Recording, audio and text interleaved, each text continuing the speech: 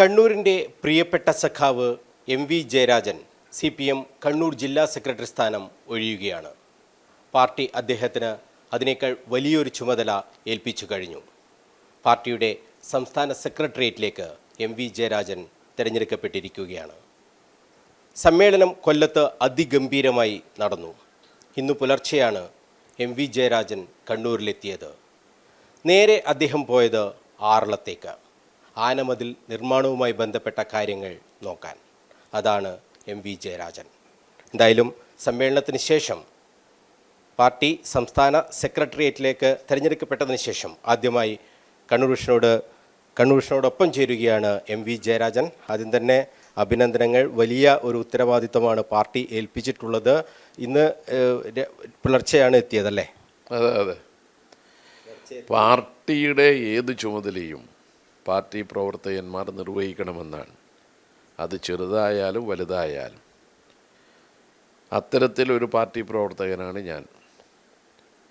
2017 എന്നോട് പറഞ്ഞു മുഖ്യമന്ത്രിയുടെ ഓഫീസിൽ അവിടെ കേന്ദ്രീകരിച്ച് പ്രവർത്തിക്കണമെന്ന്. അപ്പോൾ അന്ന് ആ ചുമതല ഞാൻ നിർവഹിക്കുകയാണ് ചെയ്തത്. അന്ന് പിന്നെ ഞാൻ പൊതുവിലൊരു അഭിപ്രായം ഗവൺമെൻറ്റിനോടും പാർട്ടിയോടും പറഞ്ഞു. ഞാനൊരു MLA എന്നുള്ള നിലക്ക് പെൻഷൻ കിട്ടുന്നുണ്ട്. അപ്പോൾ മുഖ്യമന്ത്രിയുടെ ഓഫീസിൽ പ്രൈവറ്റ് സെക്രട്ടറി ആയിട്ട് സൗജന്യമായി സേവനമനുഷ്ഠിക്കാനാണ് ഞാൻ ആഗ്രഹിക്കുന്നത്. അങ്ങനെ 2 വർഷവും ശമ്പളമൊന്നും വാങ്ങാതെയായിരുന്നു അവിടെ ഞാൻ ജോലി ചെയ്തു. കഴിഞ്ഞ ലോക്സഭാ തെരഞ്ഞെടുപ്പിൽ മത്സരിക്കാൻ വേണ്ടി നോക്കുമ്പോൾ ഈ സർക്കാരിനൊരു ഡ്യൂസും ഇല്ല എന്ന സർട്ടിഫിക്കറ്റ് കൊടുക്കണം. പ്രത്യേകിച്ച് മുൻ ജനപ്രതിനിധികളൊക്കെ ആവുമ്പോൾ ഗസ്റ്റ് ഹൗസ് അതുപോലെയുള്ള സ്ഥലങ്ങളിലൊക്കെ ഡ്യൂസ് ഉണ്ടോ എന്ന് നോക്കാനാണ്. അക്കൂട്ടത്തിൽ എൻ്റെ പേരിലൊരു ഡ്യൂസ് കണ്ടു. ഞാൻ ആ 2 കൊല്ലം താമസിച്ച സർക്കാർ ക്വാർട്ടേഴ്സ് ഉണ്ട്. അതിൻ്റെ വാടക ഞാൻ ശമ്പളമൊന്നും വാങ്ങാത്തത് കൊണ്ട് ഒഴിവാക്കി തരുമെന്നാണ് പ്രതീക്ഷിച്ചത്. അന്ന് അങ്ങനെയായിരുന്നു ഉദ്യോഗസ്ഥന്മാർ പറഞ്ഞത്. അത് ഒഴിവാക്കിയിരുന്നില്ല. അവിടെ താമസിച്ച ക്വാർട്ടേഴ്സിൻ്റെ വാടക ഞാൻ ആ സമയത്ത് അടക്കുകയാണ് ചെയ്തത്. അപ്പം അങ്ങനെ പാർട്ടി ഏൽപ്പിച്ച ചുമതല അന്ന് നിർവഹിച്ചു. അതിനുശേഷം പാർട്ടി CPMൻ്റെ കണ്ണൂർ ജില്ലാ സെക്രട്ടറി ആയിട്ട് പ്രവർത്തിക്കണമെന്ന് നിശ്ചയിച്ചു. അന്ന് സഖാവ് P ജയരാജൻ വടകര പാർലമെൻറ്റ് മണ്ഡലത്തിൽ മത്സരിക്കുന്ന സമയമായിരുന്നു. അങ്ങനെ കൂടെ വന്നു. അങ്ങനെയാണ് കഴിഞ്ഞ 6 വർഷം പാർട്ടിയുടെ ജില്ലാ സെക്രട്ടറിയായി പ്രവർത്തിച്ചത്. ഇപ്പോൾ കൊല്ലം സമ്മേളനത്തിൽ വെച്ച് സംസ്ഥാന സെക്രട്ടേറിയറ്റിൽ തിരഞ്ഞെടുക്കപ്പെടുകയുണ്ടായി. അപ്പോൾ പാർട്ടി ഏൽപ്പിച്ച ഈ ഉത്തരവാദിത്വവും പാർട്ടിയുടെ ഒരു സാധാരണ പ്രവർത്തകൻ എന്ന നിലയിൽ പാർട്ടിയുടെ യശസ് ഉയർത്തിപ്പിടിക്കാനും പാർട്ടി നയവും നിലപാടും ജനങ്ങളുടെ മുമ്പിലെത്തിക്കാനും സംഘടനാപരമായി പാർട്ടിയുടെ ചിട്ടപ്പെടുത്തൽ മുന്നോട്ട് കൊണ്ടുപോകാനും വേണ്ടി ഉപയോഗിക്കും. കൊല്ലം സംസ്ഥാന സമ്മേളനം കേരളത്തിലെ പാർട്ടി പ്രവർത്തകന്മാർക്കാകെ ഒരു ദിശാബോധം നൽകുന്ന സമ്മേളനമാണ്. ഞാനിപ്പോൾ സംസ്ഥാന കമ്മിറ്റിയിൽ 1996 മുതലുണ്ട്. ഇതിനിടയിൽ നടന്ന സംസ്ഥാന സമ്മേളനങ്ങളും അതിനു മുമ്പുണ്ടായ സംസ്ഥാന സമ്മേളനങ്ങളിലും എല്ലാം ഞാൻ പ്രതിനിധിയായി പങ്കെടുത്തിട്ടുണ്ട്. അപ്പം ആ സമ്മേളനങ്ങളിൽ നിന്നെല്ലാം വ്യത്യസ്തമായി ഈ സമ്മേളനത്തിൻ്റെ ഒരു പ്രത്യേകത എല്ലാം ഐക്യകണ്ഠേനയായിരുന്നു. അതോടൊപ്പം നല്ല വിമർശനവും ഉണ്ടായി. വിമർശനം പാർട്ടിയെ ശക്തിപ്പെടുത്തുകയാണ് ചെയ്യുക, ശരിയായ വിമർശനം. അതോടൊപ്പം സ്വയം വിമർശനവും നടക്കുകയുണ്ടായി. മറ്റൊരു പ്രധാനപ്പെട്ട കാര്യം, എറണാകുളം സമ്മേളനം നവകേരള സമീപന രേഖ അംഗീകരിച്ചിരുന്നു. ആ രേഖയെ അടിസ്ഥാനമാക്കിയാണ് 2ാം പിണറായി സർക്കാരിൻ്റെ പ്രവർത്തനങ്ങൾ മുന്നോട്ട് പോയത്. ഇപ്പോൾ നവകേരളത്തെ നയിക്കാനുള്ള പുതുവഴികൾ അത് കഴിഞ്ഞ എറണാകുളം സമ്മേളനം അംഗീകരിച്ച രേഖയുടെ അടിസ്ഥാനത്തിൽ എത്രത്തോളം പ്രവർത്തിക്കാൻ കഴിഞ്ഞു എന്ന ഒരു പരിശോധനയും 1956 EMSൻ്റെ സർക്കാർ അധികാരത്തിൽ വരുന്നതിന് മുമ്പ് അന്ന് കമ്മ്യൂണിസ്റ്റ് പാർട്ടി അംഗീകരിച്ച രേഖയുടെ അടിസ്ഥാനത്തിൽ ആധുനിക കേരളം സൃഷ്ടിക്കാൻ വേണ്ടി എത്രത്തോളം കഴിഞ്ഞു എന്ന കാര്യവും പരിശോധിച്ചുകൊണ്ടാണ്, അതിൻ്റെ ഒരു വിലയിരുത്തൽ നടത്തിക്കൊണ്ടാണ് നവകേരളത്തെ നയിക്കാൻ പുതുവഴികൾ എന്ന രേഖ തയ്യാറാക്കിയത്. ആ രേഖയെക്കുറിച്ച് കേരളത്തിൻ്റെ വികസനവും ക്ഷേമവും ലക്ഷ്യമാക്കിക്കൊണ്ടുള്ള കൂലങ്കഷമായ ചർച്ച നടന്നു. വളരെ ക്രിയാത്മകമായ നിർദ്ദേശങ്ങൾ ഉയർന്നു വന്നു. ഒരു കാര്യം വ്യക്തമാണ്, കേരളത്തിൻ്റെ വികസനത്തിന് വേണ്ടി ഇത്തരമൊരു സമീപന രേഖ തയ്യാറാക്കുന്നത് CPM-ഉം ഇടതുപക്ഷവും മാത്രമാണ്. ഇങ്ങനെയൊരു നിലപാട് കോൺഗ്രസിനോ BJP-ക്കോ ഇല്ല. ഇതാണ് ജനപക്ഷ രാഷ്ട്രീയം. എന്താണ് ആഗോളവൽക്കരണത്തിന് ബദൽ, എന്താണ് വർഗീയതക്കെതിരായ ബദൽ, ഇത് രണ്ടും കൊല്ലം സമ്മേളനം ചർച്ച ചെയ്ത് വ്യക്തമായ രേഖകൾ അംഗീകരിച്ചിട്ടുണ്ട്. മതനിരപേക്ഷ ജനാധിപത്യ വിശാല വേദി ഉണ്ടാക്കുക എന്നതാണ് വർഗീയതക്കെതിരായിട്ടുള്ള ബദൽ. വർഗീയത എന്ന് പറയുന്നത് RSS സംഘപരിവാർ വിഭാഗത്തിൻ്റെ ഭാഗത്തും ജമാഅത്തെ ഇസ്ലാമി SDPI എന്നീ വിഭാഗങ്ങളുടെ ഭാഗത്തുമുണ്ട്. ഇരുവർഗീയതക്കുമെതിരെ ഉറച്ച മതനിരപേക്ഷ നിലപാട്, അതാണ് CPIM സ്വീകരിക്കുന്നത്. ആ നിലപാടിന് പൊതുവെ അംഗീകാരം കിട്ടിയിട്ടുണ്ട്. അതോടൊപ്പമുള്ള ഒരു കാര്യമാണ് വികസനവും ക്ഷേമവും സംബന്ധിച്ച സമഗ്രമായ രേഖ. അത് കേരളത്തിൻ്റെ ഭാവി പുരോഗതി ലക്ഷ്യമാക്കിക്കൊണ്ടാണ്. മൂന്നാം പിണറായി സർക്കാർ അല്ലെങ്കിൽ മൂന്നാം LDF സർക്കാർ എന്ന ലക്ഷ്യം അതിനെ ഒരു അരക്കിട്ടുറപ്പിക്കുന്ന ഒരു സമ്മേളനം തന്നെയായിരുന്നു കൊല്ലത്ത് നടന്നത്. തീർച്ചയായും സമ്മേളനത്തിൽ പങ്കെടുത്ത പ്രതിനിധികൾക്ക് മാത്രമല്ല, കേരളത്തിലാകെയുള്ള CPM-ൻ്റെയും ഇടതുപക്ഷത്തിൻ്റെയും പ്രവർത്തകന്മാർക്ക് ആത്മവിശ്വാസം നൽകുന്ന ഒന്നാണ് 2026 നിയമസഭാ തെരഞ്ഞെടുപ്പിൽ ഇടതുപക്ഷത്തിന് വീണ്ടും വിജയിക്കാൻ കഴിയും, അതിന് പറ്റുന്ന ഒരു കർമ്മ പദ്ധതി ഇക്കൂട്ടരുടെ കയ്യിലുണ്ട് എന്നതാണ് അംഗീകരിക്കപ്പെട്ടത്. ഈ സമീപന രേഖ ഇനി ഇടതുപക്ഷത്തിലും ചർച്ച ചെയ്യും, അവരുടെ കൂടി അഭിപ്രായം കേൾക്കും, പ്രധാനപ്പെട്ട വ്യക്തികൾ, സംഘടനകൾ ഇവരെ കേൾക്കും, അതിൻ്റെ അടിസ്ഥാനത്തിൽ സമഗ്രമാക്കും. അതോടൊപ്പം ഇടതുപക്ഷം വീണ്ടും അധികാരത്തിൽ വരണമെന്ന് UDF-കാരും പറയാൻ തുടങ്ങിയില്ലേ. നേരത്തെ മുല്ലപ്പള്ളി രാമചന്ദ്രൻ, അതുപോലെയുള്ള നേതാക്കന്മാർ, ശശി തരൂർ, ഇവരെല്ലാം തന്നെ പറഞ്ഞത് എന്താ, വീണ്ടും ഇടതുപക്ഷം കേരളം ഭരിക്കാനുള്ള ഒരു സാഹചര്യമാണ് രൂപപ്പെടുന്നത്. അങ്ങനെ അവരെ കൊണ്ട് പറയിപ്പിച്ചത് എന്താ, ഇടതുപക്ഷം ജനനന്മ ലക്ഷ്യമാക്കിക്കൊണ്ടാണ് പ്രവർത്തിച്ചത്. അതുകൊണ്ട് ഇടതുപക്ഷത്തിന് കേരളം വ്യക്തമായ ഒരു കാഴ്ചപ്പാട് വികസനം സംബന്ധിച്ച് മുന്നോട്ട് വെക്കാനുണ്ട്. VD സതീശൻ പറയുന്നത് ഇപ്പോൾ യഥാർത്ഥ ഇടതുപക്ഷം കോൺഗ്രസ് ആണെന്നാണ്. കാരണം ഈ നവകേരള രേഖയൊക്കെ വെച്ചുകൊണ്ടാണ് VD സതീശൻ്റെ വിമർശനം. അത് കണ്ണില്ലാത്തവർ ആനയെ കണ്ട പോലെയാണ്.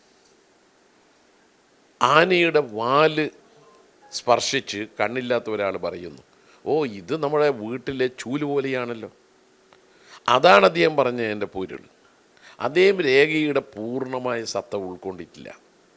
ഈ രേഖ കേന്ദ്ര ഗവൺമെൻറ് കേരളത്തെ സാമ്പത്തികമായി ശ്വാസം മുട്ടിക്കുന്ന സന്ദർഭത്തിൽ ഒരു ബദൽ ധനസമാഹരണത്തിനുള്ള വഴികളാരായുന്ന രേഖയാണ്. UDF ആണ് അധികാരത്തിൽ വന്നതെങ്കിൽ കേന്ദ്ര ഗവൺമെൻറ് തരേണ്ടുന്ന നികുതി വിഹിതമൊന്നും തരാതിരുന്നാൽ എന്താ അവർ ചെയ്യുക? പെൻഷൻ മുമ്പ് അവർ ചെയ്തതുപോലെ കൊടുക്കാതിരിക്കൂലേ? 18 മാസമാണ് അവർ കൊടുക്കാതിരുന്നത്. ആൻ്റണിയുടെ കാലത്ത് 32 മാസമാണ് പെൻഷൻ കൊടുക്കാതിരുന്നത്. എന്ന് പറഞ്ഞാൽ അവരുടെ നയം എന്താ? പൈസ ഇല്ലെങ്കിൽ പെൻഷനില്ല. ഇടതുപക്ഷത്തിൻ്റെ നയം എന്താ? പെൻഷൻ കൊടുക്കാൻ ധനസമാഹരണം നടത്തും. അതാണ് പെൻഷൻ കമ്പനി. സഹകരണ ബാങ്കുകളിൽ നിന്ന് കടം വാങ്ങി. മറ്റൊന്നെന്താ? കിഫ്ബി. വികസനത്തിന് പണമില്ലാത്ത സാഹചര്യം വന്നാൽ UDF എന്താ? തറക്കല്ലിടും. കെട്ടിടം വരൂല, റോഡ് വരൂല, പാലം വരൂല. ഇടതുപക്ഷമോ കിഫ്ബിയിലൂടെ ധനസമാഹരണം നടത്തി, പാലം വന്നു, റോഡ് വന്നു, വ്യവസായം വന്നു. ഇത് സർവരാലും അംഗീകരിക്കപ്പെട്ട ഒരു കാര്യമല്ലേ? ഇപ്പം UDF-ന് ധനസമാഹരണത്തിനുള്ള പദ്ധതികൾ ആവിഷ്കരിക്കുമ്പോൾ ഇതാ ഇടതുപക്ഷം നയവ്യതിയാനം എന്ന് പറയും. റോഡും പാലവും എങ്ങനെയാണ് വന്നതിന്? നയവ്യതിയാനം വരുത്തിയിട്ട. ഈ കേരളത്തിലെ ഏതെങ്കിലും പൊതുമേഖല ഇടതുപക്ഷം വന്നപ്പോൾ വിറ്റോ? UDF വന്നപ്പോൾ വിറ്റല്ലോ. കോൺഗ്രസ് രാജ്യം ഭരിക്കുമ്പോൾ കേന്ദ്ര പൊതുമേഖലാ സ്ഥാപനം വിറ്റല്ലോ. അപ്പോൾ ഇടതുപക്ഷത്തിൻ്റെ നയം UDF നയമല്ല. UDF അവരുടെ നയത്തിൻ്റെ പശ്ചാത്തലത്തിൽ നിന്നാണ് ഈ വിമർശനം ഉന്നയിക്കുന്നത്. അത് ഇടതുപക്ഷത്തിന് ബാധകമല്ല. എന്തായാലും ഈ ഏകകണ്ഠമായിട്ടാണ് എല്ലാ കമ്മിറ്റികളെയും തിരഞ്ഞെടുത്തിട്ടുള്ളത്. കണ്ണൂരിന് വലിയ പ്രാതിനിധ്യവും കിട്ടിയിട്ടുണ്ട്. അതിൽ ജയരാജൻ സന്തോഷം തന്നെയാണോ? അല്ല, ഇനിയും അർഹരായ ചിലർ ഉണ്ടെന്ന് കാണാം. പക്ഷേ 89 അംഗ സംസ്ഥാന കമ്മിറ്റി ആകുമ്പോൾ എന്നേക്കാൾ മികച്ചവരും സംഘടനാരംഗം പ്രാപ്തിയോടുകൂടി കൈകാര്യം ചെയ്തവരും പുറത്തുണ്ടെങ്കിലും ഈ എണ്ണം പരിമിതപ്പെടുത്തുമ്പോൾ സ്വാഭാവികമായും ഈ രീതിയിൽ സംസ്ഥാന കമ്മിറ്റിയും 17 അംഗ സെക്രട്ടേറിയറ്റും തിരഞ്ഞെടുത്തതിനാൽ മറ്റുള്ളവർക്കെല്ലാം പ്രവർത്തിക്കാനുള്ള ഒരു സൗകര്യം ഇന്ന തലങ്ങളിൽ ഉണ്ടാക്കി കൊടുക്കുക എന്നുള്ളതാണ് പാർട്ടിയുടെ ചുമതല. ഒരാളെയും പാർട്ടി പ്രവർത്തനത്തിൽ നിന്ന് മാറ്റി നിർത്തില്ല. 75 വയസ്സ് പ്രായപരിധി ആയവരെ കഴിഞ്ഞ 2 സമ്മേളനങ്ങളിലായി വിവിധ ഘടകങ്ങളിൽ നിന്ന് മാറ്റി നിർത്തിയിട്ടുണ്ട്. എന്നാൽ അവരെല്ലാം ഇപ്പോഴും ഊർജ്ജസ്വലതയോടുകൂടി പ്രവർത്തിക്കുന്നുമുണ്ട്. അപ്പോൾ ഒരാളെയും ഒഴിവാക്കുകയല്ല, അവരെയെല്ലാം പ്രവർത്തിപ്പിക്കാനും കൂട്ടിയോജിപ്പിക്കാനും വേണ്ടിയിട്ടുള്ള പരിശ്രമമാണ് പാർട്ടി നടത്തുക. സെക്രട്ടേറിയറ്റിൽ പി ജയരാജൻ ഇല്ലാത്തത് വലിയ തോതിലുള്ളൊരു സോഷ്യൽ മീഡിയയിലൊക്കെ ഇങ്ങനെ ഒരു ചർച്ചയാണ്. അദ്ദേഹത്തിൻ്റെ മകൻ തന്നെ ഇതല്ലാതെ വേറെ എന്തെങ്കിലും പ്രതീക്ഷിക്കുന്നുണ്ടോ എന്നൊക്കെ രീതിയിലുള്ള വാട്സപ്പ് സ്റ്റാറ്റസുകളൊക്കെ ഇടുകയാണ്. അല്ല, നമ്മളതിൽ കാണേണ്ടത് പി ജയരാജൻ ദീർഘകാലം പാർട്ടിയെ ജില്ലയിൽ നയിച്ചൊരു സഖാവാണ്, സംസ്ഥാന കമ്മിറ്റി അംഗമാണ്. അദ്ദേഹം സംസ്ഥാന കമ്മിറ്റി അംഗമായി ഇരിക്കെ ജില്ലക്ക് വെളിയിൽ പരിപാടികളിൽ പങ്കെടുക്കുന്നയാളാണ്. അദ്ദേഹത്തിന് നേതൃനിരയിൽ പ്രവർത്തിക്കുന്നതിന് ഇപ്പോൾ ഉള്ള തലത്തിൽ തന്നെ കഴിയുകയും ചെയ്യും. എന്നാൽ അതിനെ മറ്റൊരു കണ്ണിലൂടെ കാണുന്നത് ശരിയായ രീതിയല്ല. പാർട്ടി സംസ്ഥാന സമ്മേളനം അംഗീകരിച്ച ഒരു പാനലും അതുപോലെ തന്നെയുള്ള കമ്മിറ്റി അംഗങ്ങളും നിലവിലുണ്ട്. ഞാൻ പറഞ്ഞല്ലോ, എന്നേക്കാൾ മികച്ച കഴിവുള്ള പലരും ചിലപ്പോൾ സെക്രട്ടേറിയറ്റിൽ വന്നിട്ടുണ്ടാവില്ല. അത് അവരെ ഒഴിവാക്കുന്നതല്ല, അവരെ മാറ്റി നിർത്തുന്നതല്ല, മറിച്ച് ഒരു നിശ്ചിത എണ്ണം മാത്രമാണ് സെക്രട്ടേറിയറ്റ് അംഗങ്ങളായി തിരഞ്ഞെടുക്കപ്പെടാൻ കഴിയുന്നത് എന്നതുകൊണ്ട് അത്രയും ആളുകളെ എടുത്തു എന്ന് മാത്രമേ ഉള്ളൂ. അതാണ് നമ്മളതിൽ കാണേണ്ടത്. വ്യക്തിപൂജ, PJ ആർമി, അത്തരം പ്രശ്നങ്ങളൊക്കെ അദ്ദേഹത്തിന് വിനയായി എന്ന് കരുതാം. അല്ലല്ല, അദ്ദേഹത്തിൻ്റെ സംഭാവന വളരെ വലുതാണ്. അദ്ദേഹം പാർട്ടിയുടെ പ്രവർത്തകനായതുകൊണ്ട് മാത്രമാണ് തിരുവോണം നാളിൽ RSSകാർ വെട്ടിനുറുക്കി കൊല്ലാൻ നോക്കിയത്. ഏതാണ്ട് മരിച്ചുവെന്ന് കരുതിയിട്ട് RSSകാർ ജയരാജനെ ഉപേക്ഷിച്ചു പോയതാണ്. അദ്ദേഹം ജീവിച്ചിരിക്കുന്നത് പാർട്ടി പ്രവർത്തകന്മാരുടെ കൂട്ടായ പരിശ്രമത്തിൻ്റെ ഫലമായിട്ടാണ്. അന്ന് അതിവേഗം എറണാകുളത്തെ സ്പെഷ്യലിസ്റ്റ് ഹോസ്പിറ്റലിൽ എത്തിച്ചതാണ്.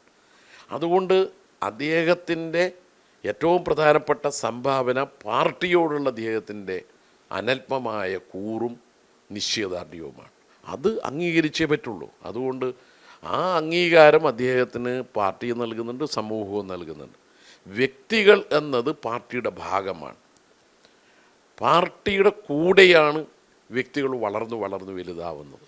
അതുകൊണ്ട് വ്യക്തി പാർട്ടിക്ക് കീഴ്പ്പെടെ നിൽക്കേണ്ടതാണ്. വ്യക്തികൾ എന്നാൽ പാർട്ടിയുടെ പ്രവർത്തനങ്ങളിൽ വലിയ സംഭാവനയും നൽകാറുണ്ട്. ഇത് രണ്ടും ചേരണം. അതോടൊപ്പം തന്നെ സംസ്ഥാന കമ്മിറ്റിയിൽ പ്രതീക്ഷിച്ചിരുന്നതാണ് എൻ സുകന്യയും ഇന്നലെ രാത്രി ചെഗുവേരയുടെ ഒരു ഇൻജസ്റ്റിസുമായി ബന്ധപ്പെട്ടിട്ടുള്ള ഒരു വാചകങ്ങളൊക്കെ പോസ്റ്റ് ചെയ്തിരുന്നു. അതും വലിയ വാർത്തയായി മാറുകയാണ്. ഒരു അതൃപ്തിയാണ് എൻ സുകന്യക്ക് എന്ന രീതിയിൽ. അത് എഴുതാപ്പുറം വായിക്കുന്നതാണ്. അങ്ങനെ ഒരു അതൃപ്തിയുടെ ഒരു പ്രശ്നവും സുകന്യക്കുണ്ടെന്ന് ഞാൻ കരുതുന്നില്ല. സുകന്യ സമ്മേളനത്തിൽ പങ്കെടുത്തിരുന്നു. സമ്മേളനത്തിൻ്റെ നടപടിക്രമങ്ങളിൽ പൂർണ്ണമായിട്ടുണ്ടായിരുന്നു. ആരോഗ്യപരമായ പ്രയാസങ്ങൾ അവർക്കുണ്ട്.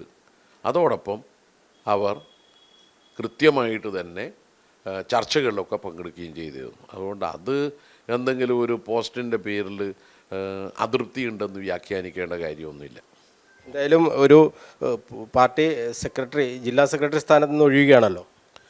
അല്ല, സ്വാഭാവികമായും എൻ്റെ പ്രവർത്തന കേന്ദ്രം തിരുവനന്തപുരത്താകുമ്പോൾ ഈ ജില്ലയിൽ കേന്ദ്രീകരിച്ച് പ്രവർത്തിക്കാൻ കഴിയില്ലല്ലോ. അത് പാർട്ടിയുടെ നേതൃത്വം ഉചിതമായ സമയത്ത് തീരുമാനം കൈക്കൊള്ളും. പുതിയ ജില്ലാ സെക്രട്ടറി വരും തീർച്ചയായും. അത് ഞാൻ പറഞ്ഞല്ലോ, നമ്മുടെ പാർട്ടിയിൽ ധാരാളം ആളുകൾ മികവ് തെളിയിച്ചവരുണ്ട്. അത്തരത്തിലുള്ള ആളുകളിൽ നിന്ന് ഒരാളെ ജില്ലാ സെക്രട്ടറി ആയിട്ട് തിരഞ്ഞെടുക്കാൻ പെട്ടെന്ന് തന്നെ ഉണ്ടാവുക എപ്പോഴാണ്? അതിപ്പോൾ പാർട്ടിയുടെ സംസ്ഥാന കമ്മിറ്റിയാണ് തീരുമാനിക്കുക. 2 ജില്ലകളിലാണ് ജില്ലാ സെക്രട്ടറിമാർ ഇപ്പോൾ സംസ്ഥാന സെക്രട്ടേറിയറ്റിൽ വന്നിട്ടുള്ളത്. ആ 2 ജില്ലകളുടെ കാര്യത്തിലും സംസ്ഥാന നേതൃത്വമാണ് തീയതിയൊക്കെ നിശ്ചയിച്ച് തീരുമാനമെടുക്കുക. എന്തായാലും CPM-ന്റെ സംസ്ഥാന സെക്രട്ടേറിയറ്റിലേക്ക് തിരഞ്ഞെടുക്കപ്പെട്ട MV ജയരാജനാണ് നമ്മളോട് ഇത്രയും നേരം സംസാരിച്ചത്. അദ്ദേഹം ഒരു പുതിയ കേരളത്തിൻ്റെ ചുവടുവയ്പ്പ്, അതിൻ്റെ ചർച്ചയാണ് CPM-ന്റെ സംസ്ഥാന സമ്മേളനത്തിൽ, കൊല്ലം സമ്മേളനത്തിൽ നടന്നതെന്ന് വ്യക്തമാക്കുകയാണ്. അതോടൊപ്പം തന്നെ ഏകകണ്ഠമായാണ് എല്ലാ കമ്മിറ്റികളെയും തിരഞ്ഞെടുത്തിട്ടുള്ളത്. ഏതെങ്കിലും ആളുകളെ മാറ്റി നിർത്തുന്ന ഒരു സമീപനം പാർട്ടിക്കില്ല. അത്തരത്തിലുള്ള പ്രചരണങ്ങളൊക്കെ തന്നെ അദ്ദേഹം തള്ളുകയാണ്. എന്തായാലും പാർട്ടിയുടെ പ്രവർത്തനങ്ങളിൽ ഇനി തിരുവനന്തപുരം കേന്ദ്രീകരിച്ചായിരിക്കും MV ജയരാജൻ പ്രവർത്തിക്കുക. അതുകൊണ്ട് തന്നെ സ്വാഭാവികമായും CPM കണ്ണൂർ ജില്ലയ്ക്ക് ഒരു പുതിയ സെക്രട്ടറി വരും. അത് സംസ്ഥാന നേതൃത്വം, സംസ്ഥാന കമ്മിറ്റിയൊക്കെ ചേർന്ന് തീരുമാനിക്കും എന്നാണ് MV ജയരാജൻ വ്യക്തമാക്കുന്നത്. കണ്ണൂരിൽ നിന്നും ക്യാമറമാൻ ബിജു അഴീക്കോടിനൊപ്പം മനോജ് മയ്യിൽ, കണ്ണൂർ വിഷൻ.